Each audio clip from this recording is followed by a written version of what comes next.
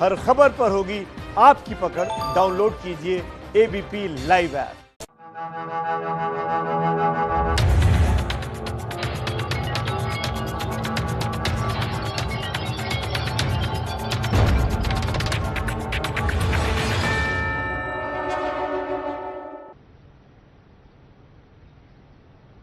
4:58 हो रहे हैं। 5 बजे ये जो बैठक है सर्वदलीय ये शुरू हो जाएगी। और याद रखिए, कोरोना काल में ये बैठक कहीं किसी एक जगह पर वेन्यू पर नहीं होने वाली है, बल्कि प्रधानमंत्री नरेंद्र मोदी जैसे सीएम्स के साथ बैठक करते थे वैसे ही सर्वदलीय ये बैठक होने वाली है। रामदेव हमारे साथ जुड़ चुके हैं, हम उनसे बातचीत करें चीन को लेकर, कोरोना वायरस के इस काल में कैसे निपटेगा भारत इस पर। लेकिन उससे पहले मैं चाहती हूं आप देख लीजिए कि दिन भर हुआ क्या कुछ है और आज ये बैठक महत्वपूर्ण क्यों है।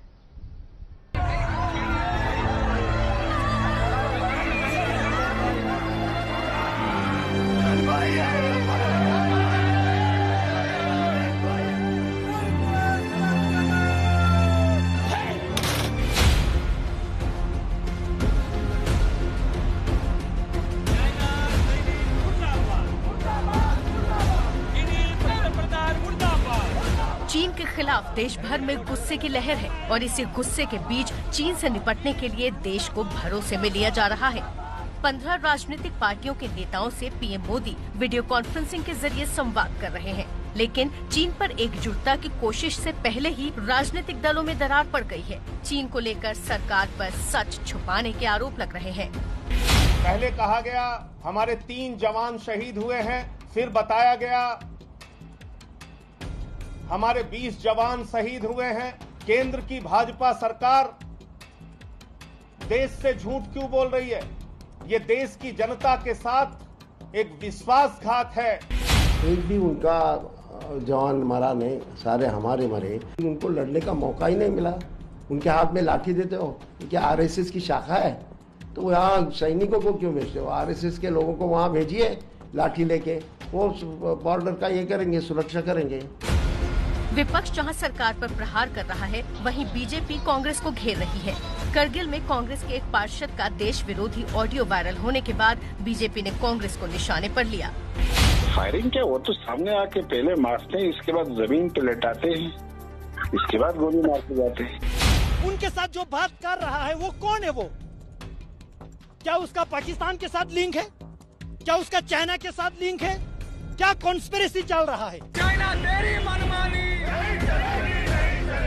चाइना सैनिक मुर्दाबाद। सवाल उठता है कि जब देश की जनता चीन के खिलाफ पूरी तरह एकजुट है, उस वक्त राजनीतिक दल क्यों बिखरे हुए हैं? चीन के खिलाफ अलग अलग आवाज में बात करने से क्या चीन को मदद नहीं मिलेगी? मैं आपको ये बता देना चाहती हूं कि इस वक्त हमारे साथ एक्सक्लूसिवली बाबा रामदेव जुड़ चुके हैं।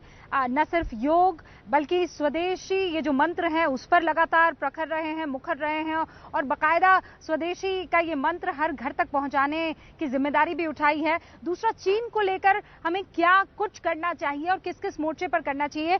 बाबा रामदेव लगातार एबीपी न्यूज के साथ जुड़े रहे हैं इस मुहिम में, एक बार फिर से जुड़ चुके हैं। लेकिन बाबा रामदेव से बात करने से पहले बता दूं कि बाकी और मेहमान हमारे साथ जुड़ चुके हैं। जो कुछ भी वहां सर्वदलीय बैठक में चल रहा है वो वहां पर हमारे रिपोर्टर्स नजर बनाए हुए हैं। कुछ भी ऐसा होता है या कोई बड़ी खबर आती है तो यकीन मानिएगा सबसे पहले एबीपी न्यूज पर आपको देखने को मिलेगा। बाबा रामदेव, बहुत बहुत स्वागत है आपका एबीपी न्यूज पर। मेरे ख्याल से चीन को लेकर ये तीसरी मर्तबा है जब हम आपसे बातचीत कर रहे हैं, लेकिन चीन है कि मानता नहीं है। आज 20 पार्टियां बाबा रामदेव मुलाकात करने वाली हैं, इस पर मंथन और चिंतन होने वाला है। आपको क्या लगता है, क्या निकल कर आएगा इससे?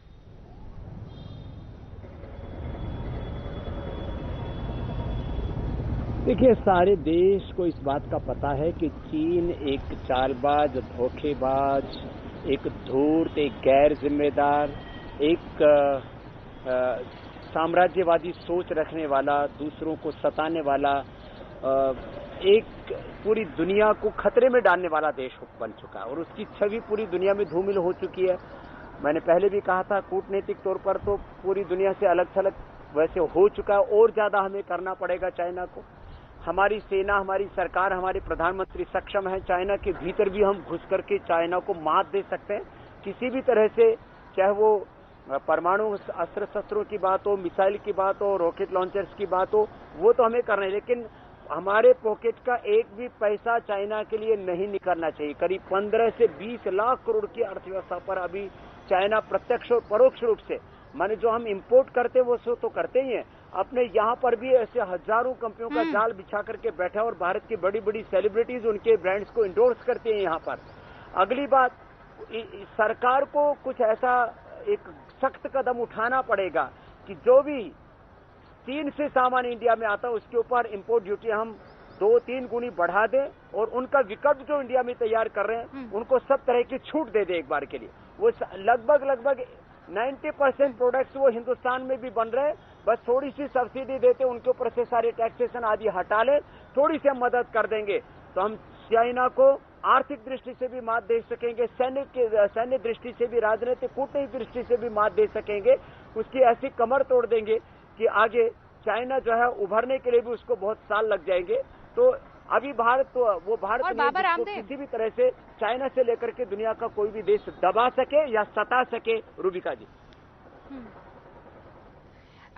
बाबा रामदेव, आपकी जो ये बात है मेरे ख्याल से बहुत से हिंदुस्तानियों ने मानी है और उसका असर ये हुआ है कि आपने देखा होगा गुजरात में टीवी फूटा, बहुत लोग हंसे, लेकिन वो एक रोष था जो प्रकट हुआ। बहुत से लोगों ने चीनी ऐप्स हमारे अपने अपने मोबाइल से मिटा दी।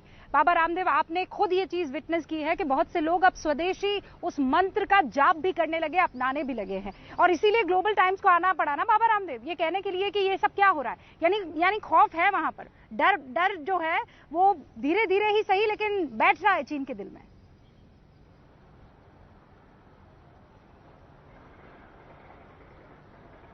देखो रूबिका जी, इसके लिए हमें एक बहुत दीर्घकालिक रणनीति के तहत काम करना पड़ेगा। जैसे हमें गांव की पृष्ठभूमि से आए, लेकिन हमने यूनिलीवर का लीवर बैठा रखा है, हमने कोलगेट के गेट बंद करने की तैयारी कर रखी है, नेस्ले का भी पंछी काफी उड़ा दिए, थोड़े बहुत बचे हैं वो भी उड़ने वाले। मीन्स आप यदि हिम्मत से काम ले, लगातार डटे रहे, तो बड़ा रिस्क मोल लेना पड़ेगा, आपको प्रचंड पुरुषार्थ करना पड़ेगा, सब तरह के संघर्षों चुनौतियों के बीच काम करना पड़ेगा। अभी तो काफी अनुकूल वातावरण बना हुआ है, हमने तो संघर्षों के बीच, चुनौतियों के बीच, अपमान के बीच, सब तरह के संकटों और झंझटों के बीच ये यात्रा तय की है। यदि मात्र 100-200 लोग भी बड़ा कदम उठाएं और चीन का यहाँ पर विकल्प उपलब्ध कराएं तो ऐसा हो नहीं सकता। ज्यादा से ज्यादा 1 से 2 साल में चीन का हम पूरी तरह से भारत से नामो निशान मिटा देंगे सब सामानों की दृष्टि से, और कम से कम 15 से 20 लाख करोड़ रुपए की उसको आर्थिक जब जपत लगेगी तो चाइना के होश अपने आप ठिकाने आ जाएंगे और पूरी दुनिया से भी वो कट जाएगा।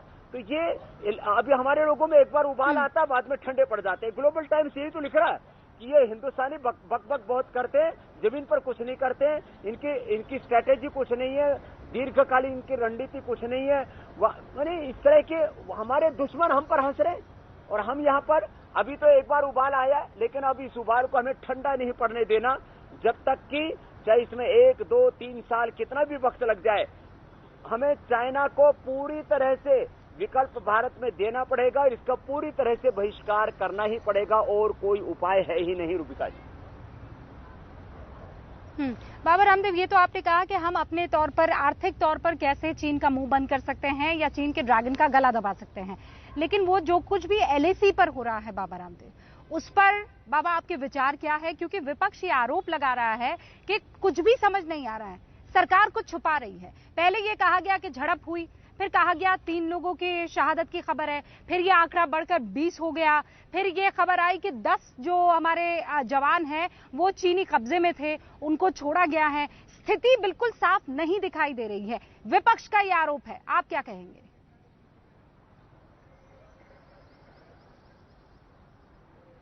देखिए, कोई भी ऐसा बयान किसी भी पार्टी के द्वारा नहीं आना चाहिए जिससे कि दुनिया में भारत का मजाक उड़े, भारत का नाम, यश, गौरव घटे और चीन को भारत के ऊपर वार करने का, प्रत्याघात करने का और अवसर मिले। तो मैं हाथ जोड़ करके सारी राजनीतिक पार्टी और दलों से के लोगों से कहता हूं कि भाई कम से कम राष्ट्रीय एकता, अखंडता और संप्रभुता के मुद्दे पर तो सेना के साथ, सरकार के साथ एकजुट होकर के हमें खड़ा होना चाहिए।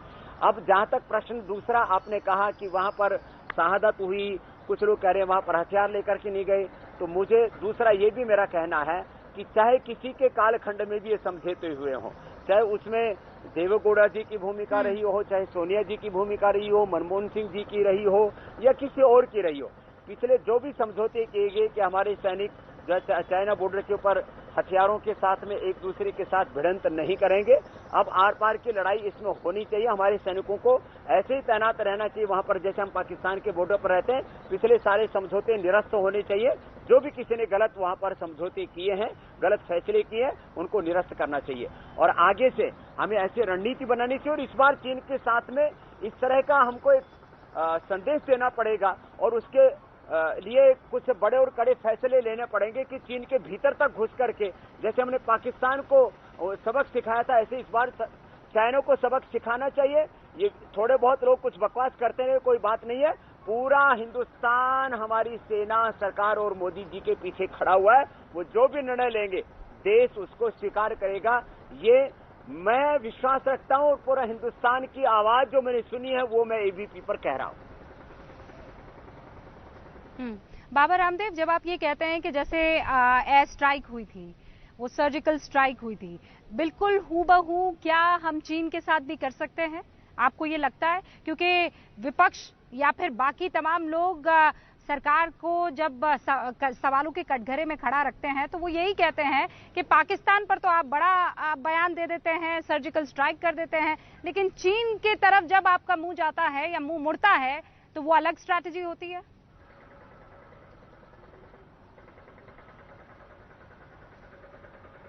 देखिए, रणनीति क्या होगी हमारी, कूटनीति क्या होगी हमारी, ये कोई कहने की बातें तो नहीं होती हैं, लेकिन कुछ ऐसा जरूर करना चाहिए।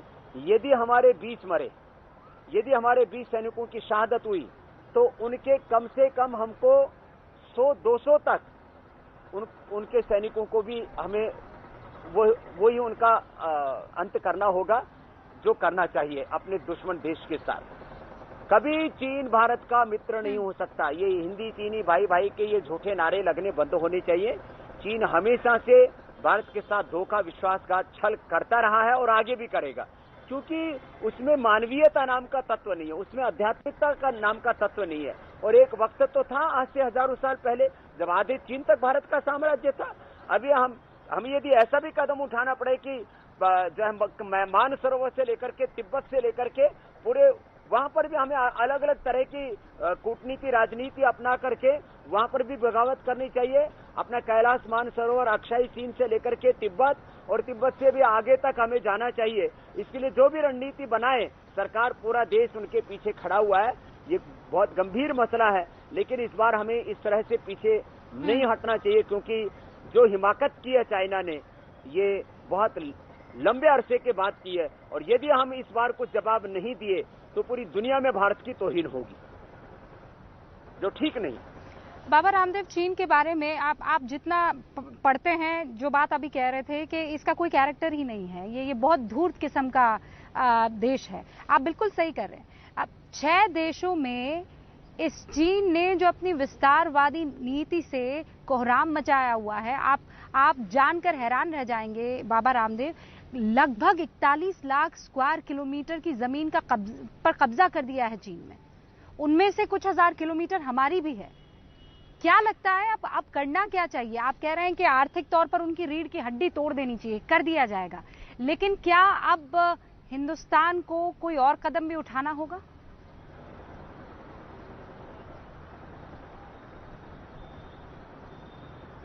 मुझे लगता है रुबिका जी, पूरी दुनिया के करीब करीब 80% आबादी अभी चाइना के खिलाफ है। जिस तरह से उसने पूरी दुनिया को संकट में डाला, लाखों लोगों की मौतें हुई हैं, पूरी दुनिया की अर्थव्यवस्था को ध्वस्त कर दिया, एक तरह से पूरी मानवता का संहार करने का महापाप, एक सोशल पॉलिटिकल क्राइम उसने किया। इसलिए पूरी दुनिया के सारे देशों का एक समूह वो चीन के खिलाफ बनना चाहिए और सारी दुनिया को मिलकर के चीन के खिलाफ लड़ने के लिए एक नई रणनीति बनानी चाहिए और इसका नेतृत्व भारत को करना चाहिए। इस तरह का एक वातावरण पूरी दुनिया के अंदर भारत को बनाने के लिए प्रयत्न करना होगा और मोदी जी उसमें सक्षम है, क्योंकि दुनिया के सभी देश आज मोदी जी का सम्मान करते हैं और भारत की ताकत को सारी दुनिया जानती है। इसलिए पूरी दुनिया से अलग करना पड़ेगा चीन को, और उसको करने में भारत सक्षम है, मोदी जी सक्षम है, ये सरकार सक्षम है। मुझे लगता है इस मुद्दे के ऊपर विपक्ष के लोगों को भी किसी भी तरह की गैर जिम्मेदाराना बयानबाजी नहीं करनी चाहिए। और जो हमारे हिंदुस्तान में लेनिन, मार्क्स और माओवी के जो चेले बैठे हुए हैं, वो आइडियोलॉजिकली चाहे माने लेनिन, मार्क्स, माओ को, वैसे हमारे यहाँ पर भी आइडियोलॉजी की कोई कमी नहीं है, लेकिन कम से कम उन लोगों को भी इस समय चीन का साथ नहीं देना चाहिए। और हमारे यहाँ पर कुछ ऐसे सो कोल्ड हमारे बच्चे हैं, यंगस्टर्स हैं, वो कई मुद्दों के ऊपर अपने आप को लेफ्ट आइडियोलॉजी का कहने में प्राइड फील करते हैं। उन लोगों को भी थोड़े दिनों तक ये लेफ्ट राइट बंद करके अब हम हिंदुस्तानी हैं इस प्राइड के साथ जीना चाहिए।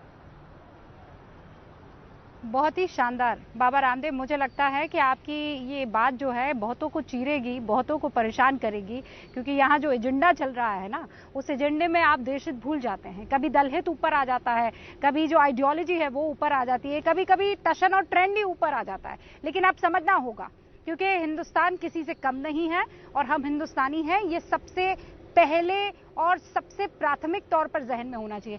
बाबा रामदेव, बहुत बहुत शुक्रिया हमसे बातचीत करने के लिए और चीन पर अपना रुख इतना तगड़े रूप से रखने के लिए। हमारे साथ लेफ्टिनेंट जनरल शंकर प्रसाद मौजूद हैं, पूर्व हमारे साथ में लेफ्टिनेंट जनरल संजय सोई साहब मौजूद हैं रक्षा विशेषज्ञ के तौर पर, और संबित पात्रा और रोहन गुप्ता।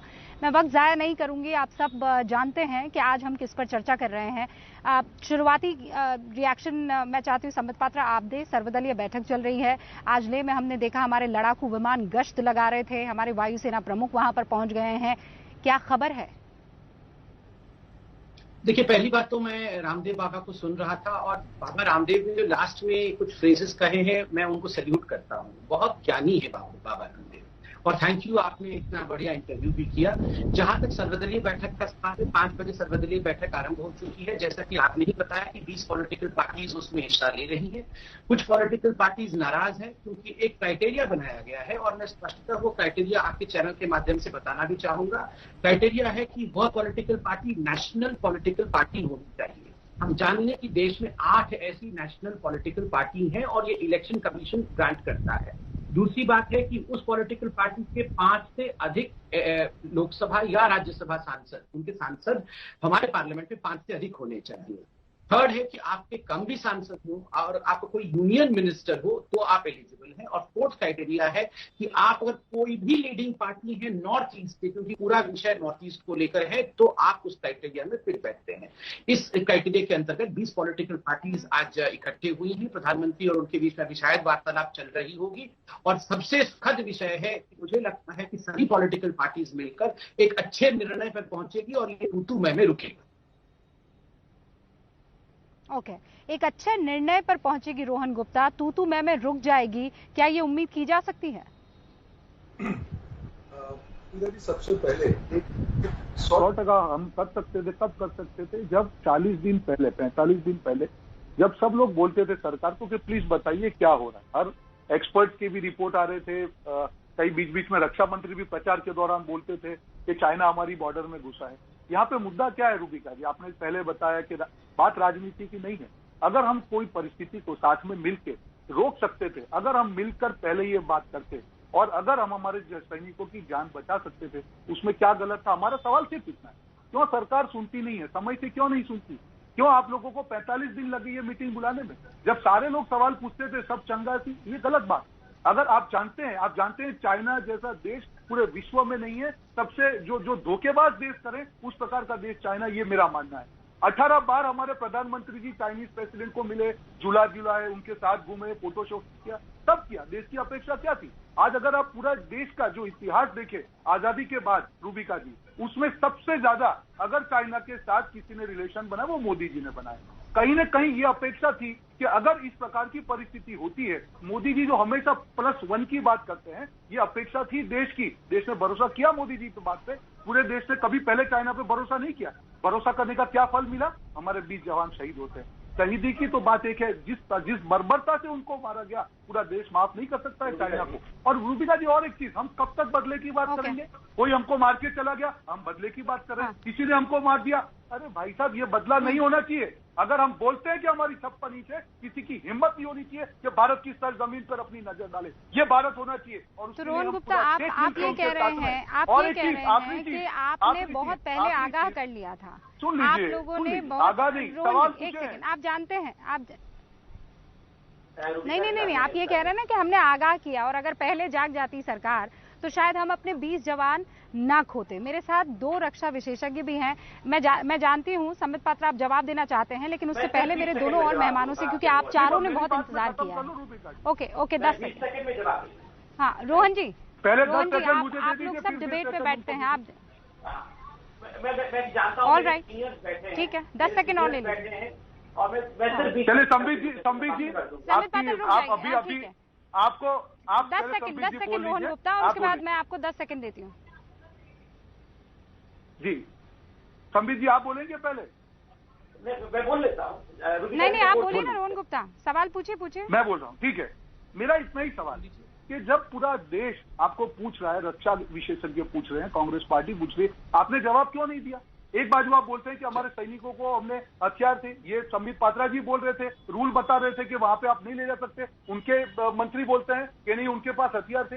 एक वीडियो आया है आज रूबिका जी, एक सैनिक के पिता का एक वीडियो है जिसमें कहा जाता है, जो पुत्र से उनकी बात हुई उनका उन्होंने ब्यौरा दिया है कि मेरे पुत्र ने कहा कि हमारे पास कोई हथियार नहीं थे, वो लोग थे और हमको बुरी तरह से मारा गया। मेरा सिर्फ इतना सवाल है, जब पूरा देश आप पे भरोसा करता है और अगर चाइना भरोसा तोड़ता है, हमारे 20 जवान मारता है, कब तक हम लाल की बात करेंगे? दिखता क्यों नहीं? आपकी भाषण की बातें एक्शन में क्यों नहीं?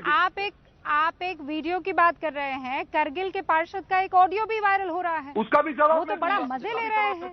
वो तो बिल्कुल, वो तो 200 लोगों 200 सैनिकों के मारे जाने की खबर, मतलब चटखारे ले लेकर ये क्या शोभा देता है? अब आप कहेंगे कि उसका हमसे कोई वास्ता नहीं है, ठीक है? नहीं, एक सेकंड, क्योंकि आपने वीडियो की बात की रोहन गुप्ता, इसीलिए मैं ऑडियो की आपको याद दिला रही हूँ। संबित पात्रा जल्दी से, चूंकि मैंने वादा किया ना रोहन जी, वादा किया ना मैंने कि 10 सेकंड आपको और 10 सेकंड संबित पात्रा को। मेरे 2 और रक्षा विशेषज्ञ सीनियर मेहमान बैठे हैं सर, उनकी बात भी देश सुनना चाहता है। संबित पात्रा जल्दी से।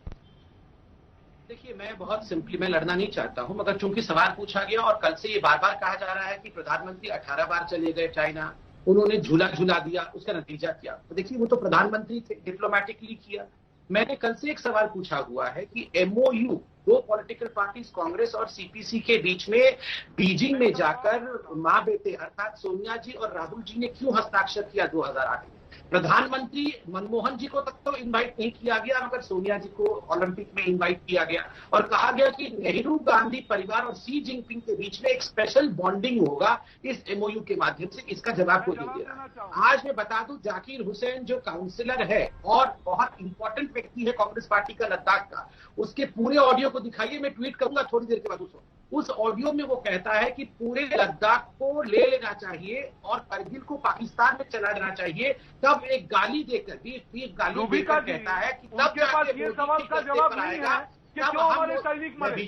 मैं तो बीच में नहीं बोला, मैं तो बीच में नहीं बोला। रूबिका जी, ऐसे डिबेट होगा तो मैं नॉनस्टॉप बोलूंगा, उसके बाद कोई किसी को सुन नहीं पाएगा। नहीं, सुनिए ना, कोई किसी को सुन नहीं पाएगा। मैं इनके समय पे नहीं बोला, मेरे समय पे जवाब दीजिए ना। रोहन जी, संबित पात्रा, मैं आप दोनों को रोक रही हूँ। मैं दोनों के सवालों के जवाब दोनों से ही लूंगी ना, किसी और से नहीं। इनको जवाब तो देना ही पड़ेगा। मैं रोहन जी, मैं आगाह करता हूँ कि आपके बीच में अब मैं लगातार बोलूंगा, दोनों से है ना, लगातार बोलूंगा आपके बीच में। आप लगातार मैं आपके बीच में बोलूंगा। अब ये डिबेट ऐसे ही होगा, लगातार मैं बीच में बोलूंगा। हम कितने गंभीर मुद्दे पर चर्चा कर रहे हैं। रोहन गुप्ता, संबित पात्रा, 2 मिनट रुक जाइए, 2 मिनट रुक जाइए सर, रुक जाइए, हाँ रुक जाइए। आप दोनों को रोक रही हूँ मैंने आपका मान सम्मान दोनों रखा, आप मेरा भी तो मान सम्मान रखिए ना। मैंने कहा 10-10 सेकंड और उसके बाद मेरे 2 और मेहमान। रोहन जी, आपके सवालों का जवाब संबित पात्रा ही देंगे और कौन दे सकता है? संबित पात्रा आपके जवाब रोहन गुप्ता को ही देने। अब 1 सेकंड रुक जाइए, मेरे जो बाकी मेहमान हैं जरा उनसे एक रिएक्शन ले लूं, उसके बाद आप दोनों जो भी कहना चाहें कह सकते हैं, you are free to do it. अब मैं आगे बढ़ना चाहती हूं और लेफ्टिनेंट जनरल शंकर प्रसाद भी हमारे साथ बने हुए हैं। लेफ्टिनेंट जनरल प्रसाद, ये जो रोहन गुप्ता कह रहे हैं कि अगर हमने थोड़ी स्ट्रैटेजी पहले बनाई होती तो हमारे 20 जवान आज शहीद नहीं हुए होते, मैं आपके मुंह से सुनना चाहती हूँ, क्या ऐसा हो सकता था? इसका जवाब मैं नहीं दूंगा, इसका जवाब संबित पात्रा जी देंगे। मेरे से आप मिलिट्री की बात करेंगे तो मिलिट्री की बात मैं करने को तैयार हूं। इस किस्म के सवालों का जवाब देने के लिए मैं तैयार नहीं हूं कि जो ऑपोजिशन में बैठे हैं, जिन्हें कुछ खबर नहीं है, जिनके पास कोई इंटेलिजेंस एजेंसी नहीं है, जिनके पास कोई मिलिट्री इनपुट नहीं है, जिनके पास कोई सैटेलाइट पिक्चर नहीं है, जिनके पास किसी किस्म की कोई इन्फॉर्मेशन नहीं है, अगर वो स्ट्रैटेजी बना के इन जवानों की मृत्यु को रोक सकते थे तो उनको बहुत बहुत कंग्रेचुलेशन। इस वाद विवाद में हमें मत फंसाइए, ये हमारा सब्जेक्ट नहीं है। अगर आप हमसे मिलिट्री की बात करेंगे सीधी सीधी तो हम उसका सीधी सीधी मिलिट्री में जवाब दे सकते हैं। सर, आपने ना कहकर भी बहुत अच्छी बात कह दी है। लेफ्टिनेंट जनरल प्रसाद, आपने नहीं ऑब्वियसली यू आर राइट, आप कह रहे हैं कि आप पॉलिटिकली इस पूरे के पूरे मसले पर कोई रिएक्शन नहीं देना चाहते। Well, good enough. तो इस वक्त चाइना को लेकर सर्वदलीय बैठक चल रही है। प्रधानमंत्री नरेंद्र मोदी 20 अलग अलग पार्टियों के साथ इस बैठक में इस बात पर मंथन और चिंतन कर रहे हैं कि चाइना को लेकर स्ट्रैटेजी अब तक क्या रही है और आगे क्या होनी चाहिए। मेजर जनरल संजय सोई, इससे पहले मैं माफी चाहती हूँ आपका रिएक्शन नहीं ले पाई, लेकिन मेजर जनरल सोई, आज की तारीख में बहुत से ऐसे सवाल उठ रहे हैं, बहुत से ऐसे आरोप जो हैं वो विपक्ष की तरफ से आ रहे हैं कि सेना वहां पर या सैनिक वहां पर अगर गए भी तो वो बगैर हथियार के कैसे चले गए। वो स्थिति तो कोई एक आर्मी से ताल्लुक रखने वाला ही बता सकता है, जो वहां ग्राउंड जीरो पर रहा हो वो बता सकता है। मैं आपसे मेजर जनरल सोई समझना चाह रही हूँ, हिंदुस्तान की सेना की तरफ से जो कुछ किया गया है वो एकदम फ्री हैंड किया गया है? ऐसा है कि जो जिस तरह से हालात डेवलप हुए हैं सबसे आप सब वाकिफ हैं कि कैसे पहले कोई भी जब गड़बड़ होती है सीमा पर, दोनों बहुत बड़ी शक्ति हैं, दुनिया के 2 सबसे बड़े पॉपुलस कंट्री हैं, तो पहले उसको बातचीत से हल करने की कोशिश की जाती है। आज भी जब सीमा के ऊपर विवाद काफी सालों से चल रहा है और इसके ऊपर जो संधि काफी पुरानी संधि है, जो कि जबकि था कि हथियार लेके नहीं जाना है। हालांकि एज ए सोल्जर जब मैं ये फील करता हूं कि हमें बचपन से जब से हमने फौज ज्वाइन की है हमें हथियार लेके जाना चाहिए। हथियार ही हमारा एक तरह शरीर का हिस्सा बन जाता है। तो अभी सरकार ने खुला हाथ दिया हुआ है कि किस प्रकार से फौज जिस प्रकार से डिसाइड करना है वो करेगी। तो ये जो संधि है ये पुरानी संधि थी, जबकि उसके हिसाब से हमको हथियार वहां पर जब मीटिंग होती थी हथियार नहीं ले जाने, ये उसके हिसाब से। हालांकि अब जैसा आप देख रहे हैं कि मीटिंग के बाद जिस प्रकार से कायराना हमला हुआ और हमारे 20 जवान शहीद हुए, लेकिन बिहार रेजिमेंट और पंजाब रेजिमेंट के जवानों ने जिस तरह से धोखा होते हुए भी, अचानक सरप्राइज होते हुए भी जिस प्रकार से जवाब दिया, 40 से ज्यादा जवान उनके मार दिए, ये जाहिर करता है कि हमारी फौज किसी तरह से कम नहीं है, किसी तरह से जवाब देने के लिए तैयार है। आज भी जो प्रैक्टिस हो रही है वहां पे एयरक्राफ्ट उड़ रहे हैं, जिस प्रकार से मूवमेंट हो रही है फौज की, तो यहाँ पर हमने दबे नहीं है। यहाँ पर मैं एक सरकार की जो है, क्योंकि फौज हमेशा से आक्रामक रही है, लेकिन सरकार की जो नीति है 5-6 साल से वो चेंज हुई है। अब रिएक्टिव की वजह अभी हम प्रोएक्टिव हो गए और दबने वाले नहीं। अगर किसी ने 1 इंच हमारी तरफ करते हैं 10 इंच लेने को तैयार है उसकी तरफ। रोहन गुप्ता जी, ये एक आर्मी पर्सनल है जो मुखातिब हो रहे हैं, अभी भी आप कहेंगे कि सरकार की स्ट्रैटेजी गलत है? देखिए रूबिका जी, आर्मी के जो प्रोफेशन है उनको सैल्यूट करते हैं, उनके साथ डिस्कशन की बात नहीं। मैं सिर्फ ये कहना, मैं देश के नागरिक के तौर पे आज ये बात करता हूँ, राजनीतिक पार्टी के तौर पे मैं ये सिर्फ कहना चाहता हूँ कि हमने देखा कि हमारे सैनिकों को मारा जाता है पहले, फिर हम बोलते हैं, प्रधानमंत्री जी आके बोलते हैं कि अगर हमको कोई उकसाएगा, मुझे बताइए जिस बर्बरता से हमारे सैनिकों को मारा गया उससे ज्यादा उकसाना क्या हो सकता है? मैं सिर्फ नागरिक के नाते ये कहना कि जब प्रधानमंत्री जी लाल आंख और 56 इंच की बात करें, वो लाल आंख ऐसी होनी चाहिए किसी की हिम्मत ना। तो आप क्या डिमांड कर रहे हैं? महत्वपूर्ण चीज आप क्या डिमांड करें? मतलब आज सोनिया गांधी उस सर्वदलीय बैठक में, आप बताइए ना रोहन जी, क्या कहेंगी कि चाइना पर अटैक कर देना चाहिए? सोनिया जी देखिए रूबिका जी, मुझे नहीं लगता है कि आप एक परिपक्व जो वो है एंकर, उसके हिसाब से आप ऐसी बात करें। आज जब हम लोग हम यहाँ पे टीवी में डिबेट में नहीं, आप मुझे बताइए ना, उकसाएंगे तो हम बदला लेंगे। मैं जानना चाह रही हूँ ना, क्या मतलब, अरे अपरिपक्व क्या होता है, अपरिपक्व क्या होता है? आप लॉजिक, अरे आप लॉजिक क्या दे रहे हैं कि 20 सैनिक जो शहीद हुए हैं उनका उकसाएंगे तो बदला लेंगे, आप बदला लेंगे। मुझे ये बताइए बदला कैसे, मुझे ये बताइए बदला कैसे लेंगे रोहन गुप्ता, मुझे ये बताइए कि बदला कैसे लिया जाए। आप मुझे आप ये कह रहे हैं कि सैनिकों की शहादत का बदला लेना चाहिए। रोहन गुप्ता, मुझे ये बताइए बदला कैसे लिया जाए चीन से? बिल्कुल लेना कैसे? सरकार को ऐसा बदला लेना चाहिए कि हिम्मत कैसे? चीन को उसकी भाषा में जवाब देना चाहिए। कैसे? साथी जब हम कैसे? बताइए, आप बताइए प्रधानमंत्री को कि कैसे अटैक करना चाहिए। कैसे रोहन गुप्ता, मैं पूछ रही हूँ बदला कैसे लेना चाहिए, आप बता दीजिए ना। तरह से मैं कह रही हूँ आप बताइए, मैं कह रही हूँ सरकार फेल हुई, मैं कह रही हूँ इनकी स्ट्रेटेजी काम नहीं कर पाई। रोहन गुप्ता, आप बताइए कि कैसे बदला लिया जाए, कैसे बदला लिया जाए? और आपको लगता है ये सवाल अपरिपक्व है कि चीन से कैसे बदला लिया जाए? बिल्कुल, आप अपरिपक्व तरीके से बात कर रही है कि सोनिया जी जो बात करेंगी वहाँ मीटिंग में बात करेंगी और रोहन गुप्ता यह बात करेगा। हम लोग सर, सोनिया गांधी और राहुल गांधी का नाम लेते ही आप बिल्कुल पर्सपेक्टिव से एकदम अलग हो जाते हैं। मैंने कहा कि सर्वदलीय बैठक में आज वहाँ पर रोहन जी प्लीज, आप नो रोहन गुप्ता गलत समझ रहे हैं। आप मुझे ये बताइए इसमें अपरिपक्व क्या हुआ? सोनिया गांधी का नाम ना लूं, सर्वदलीय बैठक में कौन शामिल हो रहा है? क्या बात कर रहे हैं आप? मैं कह रही हूँ वहाँ पर वो क्या एडवाइस देंगी, प्रधानमंत्री को क्या एडवाइस देंगी, इसमें अपरिपक्व क्या है?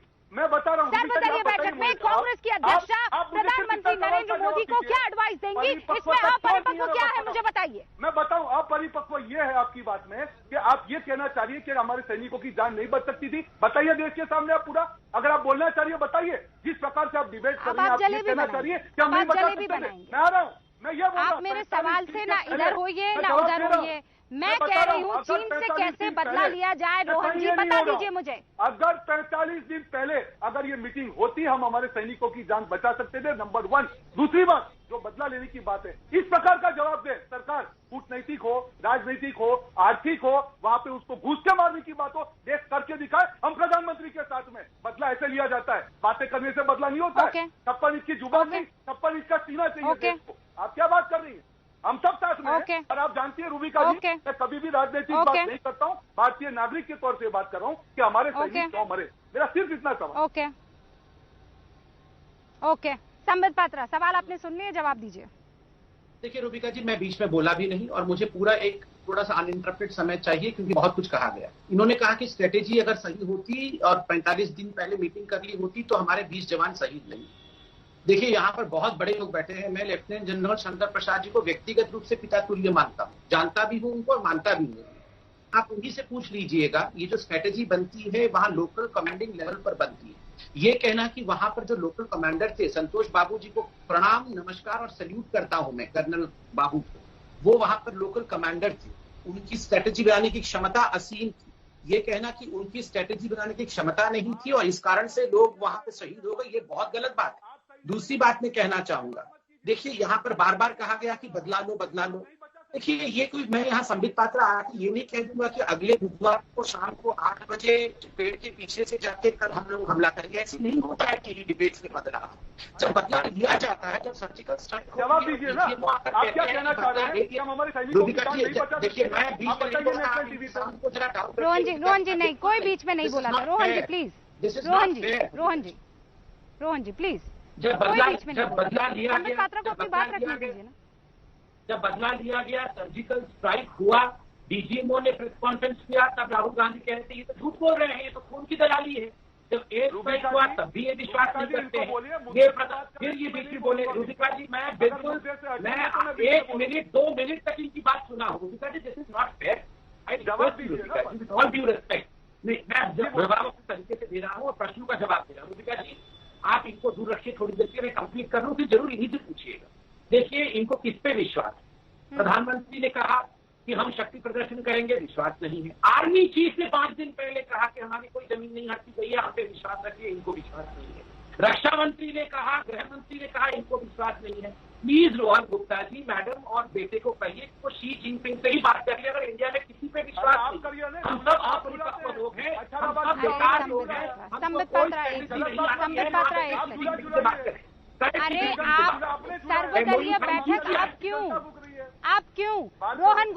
कह रहे हैं, रोहन गुप्ता क्या कह रहे हैं कि आप कुछ दिन पहले बात कर लेते ना। वो तो बार बार कांग्रेस बार बार ये कह रही थी ना, चाहे वो यही कह रही थी कि चीन ने कब्जा कर लिया है, तब आपने सर्वदलीय बैठक क्यों नहीं बुलाई? आपने इतनी देरी क्यों कर ली? क्या वो ईगो था? ईगो के चलते आप लोगों ने विपक्ष को दूर रखा और आज विपक्ष को यहाँ पर राजनीति करने का मौका दिया? संबित पात्रा बताइए, ईगो था वो, सर्वदलीय बैठक पहले क्यों नहीं? देखिए रूबिका जी, मैं बहुत सम्मान के साथ कहना चाहता हूं कि सर्वदलीय बैठक बुलाया नहीं क्योंकि हमारे पास बहुत बड़ा अहंकार था। बिल्कुल गलत बात। स्ट्रेटेजी और नेशनल इंटरेस्ट में जिस समय जो होना चाहिए तभी होना चाहिए। बैठे हैं यहाँ बड़े लोग, आप उनसे पूछिए डोकलाम में 73 डेज के स्टैंड ऑफ में किस प्रकार से परिपक्वता और जो संयम हिंदुस्तान ने दिखाया था, उसी का नतीजा हमारा जीत रहा है। और आज जो हम एक ऑल पार्टी मीटिंग कर रहे हैं, वो भी इसी उचित समय पर ही ऑल पार्टी मीटिंग कर रहे हैं। सेना को ओपन छूट दी गई है कि जो वो अभी यहाँ मिलिट्री एक्सपर्ट बैठे हैं, उन्होंने खुद उत्तर दिया है, आप उनसे पूछिए, पूरी छूट दी गई है। मैं पूछता हूँ, ऑल पार्टी से पूछता हूँ, आपको सेना पे भरोसा है ना? भरोसा है ना कि सेना वहां पर ठीक स्ट्रेटेजी बनाएगी और जहां जो उचित जवाब दे रहा होगा हमारी सेना देगी। और मैं एक बात बता के अंत करूं, वहां पर चाइना परेशान है क्योंकि हम जिस रेट से इंफ्रास्ट्रक्चर वहां बना रहे हैं, आज एक वीडियो चल रहा है, पूरे हिंदुस्तान के लोग देख रहे हैं। ए के एंटनी आप कह रहे हैं, ए के एंटनी साहब 2013 में पार्लियामेंट में खड़े होकर कह रहे हैं कि our borders don't have any infrastructure, that was the policy, under developed border was our policy. उस पॉलिसी को मोदी जी ने 2014 के बाद चेंज किया है। रूबिका जी, कोई अहंकार की भावना नहीं है, देश ही सबसे बड़ा है और देश को झुकने नहीं देंगे, यही एक भाव है। और मैं हाथ जोड़ के कहता हूं, चाइना से भी लड़े, रोज उस लिहाज से तो आज इंफ्रास्ट्रक्चर बढ़िया आप लोगों ने कर लिया है, तो फिर हमारे 20 जवान हमें क्यों खोने पड़ जाते हैं? बिल्कुल, आज तो बहुत शानदार इंफ्रास्ट्रक्चर हो गया है ना वहां पर। नहीं, ठीक बात है। देखिए, इंफ्रास्ट्रक्चर हुआ है, इंफ्रास्ट्रक्चर के माध्यम से जवान वहां पहुंच रहे हैं, वहां फेस ऑफ हुआ और धोखेबाजी की है पीएलए ने धोखेबाजी की है।